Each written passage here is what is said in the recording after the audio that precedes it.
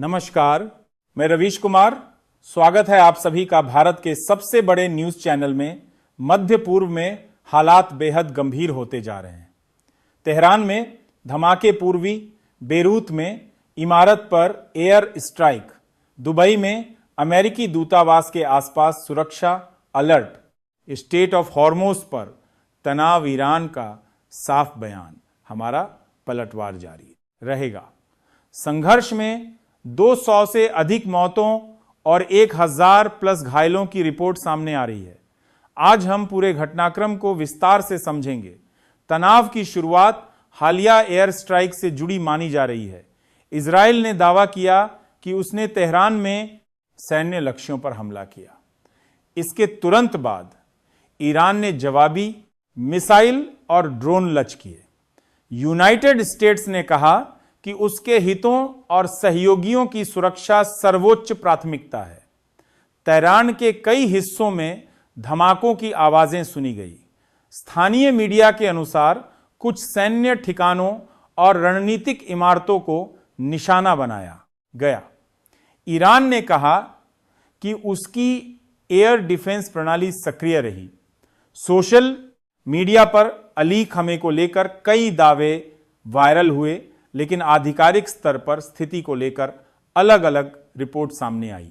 इस समय नेतृत्व से जुड़ी खबरें संवेदनशील हैं और स्वतंत्र पुष्टि आवश्यक है। बेरूट के पूर्वी हिस्से में एक इमारत पर एयर स्ट्राइक की खबर आई। इजराइल ने कहा कि यह हमला सुरक्षा खतरे के जवाब में किया गया। लेबनान के अधिकारियों ने नागरिक हताहतों की पुष्टि की। क्षेत्रीय तनाव अब बहुदेशीय स्तर पर फैलता दिख रहा है। दुबई में अमेरिकी दूतावास के आसपास सुरक्षा बढ़ाई गई। यूनाइटेड अरब एमिरेट्स ने कहा कि एयर डिफेंस ने संभावित खतरों को रोका। यूनाइटेड स्टेट्स ने अपने स्टाफ की सुरक्षा को लेकर बयान जारी किया।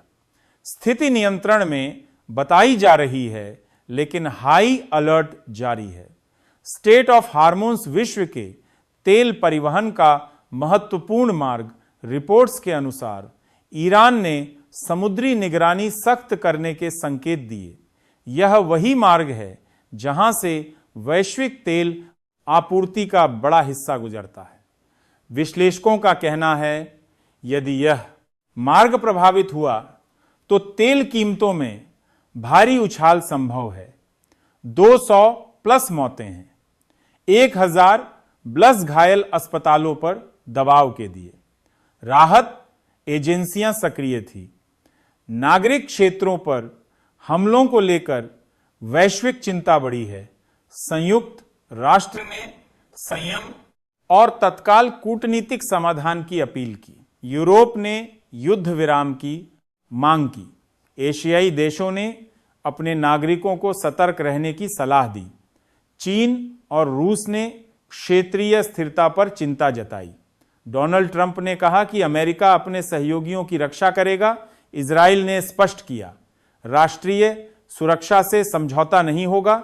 ईरान का बयान, जब तक खतरा रहेगा जवाब जारी रहेगा। आज की बड़ी खबरें। दुबई में अमेरिकी दूतावास के आसपास सुरक्षा अलर्ट। तेहरान में एयर स्ट्राइक और धमाकों की खबर। पूर्वी बेरूत में इमारत पर हमला। क्षेत्र में बढ़ता सैन्य तनाव। वैश्विक बाजारों में हलचल। मध्य पूर्व की स्थिति तेजी से बदल रही है। आइए पूरे घटनाक्रम को विस्तार से समझते हैं। हाल के दिनों में इजराइल और ईरान के बीच तनाव बढ़ा है।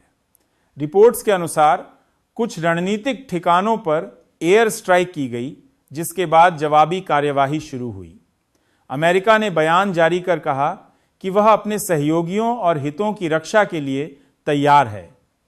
ईरान ने भी स्पष्ट किया कि किसी भी कार्यवाही का जवाब दिया जाएगा। स्थिति फिलहाल सैन्य और कूटनीतिक दोनों स्तर पर सक्रिय है। संयुक्त अरब अमीरात के दुबई शहर में सुरक्षा बढ़ाई गई। अमेरिकी दूतावास के आसपास एहतियाती कदम उठाए गए। स्थानीय अधिकारियों ने बताया कि एयर डिफेंस सिस्टम सक्रिय रहे। किसी बड़े नुकसान की आधिकारिक पुष्टि नहीं हुई है। अमेरिकी विदेश विभाग ने अपने नागरिकों को सतर्क रहने की सलाह दी। ईरान की राजधानी तेहरान में विस्फोटों की खबर सामने आई। कुछ रिपोर्ट्स में सैन्य प्रतिष्ठानों के पास धमाकों का जिक्र किया गया। ईरान ने कहा कि उसकी रक्षा प्रणाली सक्रिय रही। सोशल मीडिया पर कई दावे सामने आए, लेकिन आधिकारिक पुष्टि अलग अलग स्रोतों में भिन्न रही है। इस समय स्थिति संवेदनशील है और स्वतंत्र पुष्टि आवश्यक है।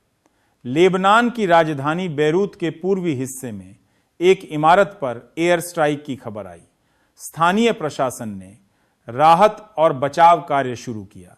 इजराइल ने इसे सुरक्षा खतरे के जवाब में की गई कार्रवाई बताया। यह घटनाक्रम संकेत देता है कि संघर्ष का दायरा क्षेत्रीय स्तर पर फैल सकता है। स्थिति पर लगातार नजर रखना आवश्यक है। हम आपको आगे भी अपडेट देते रहेंगे।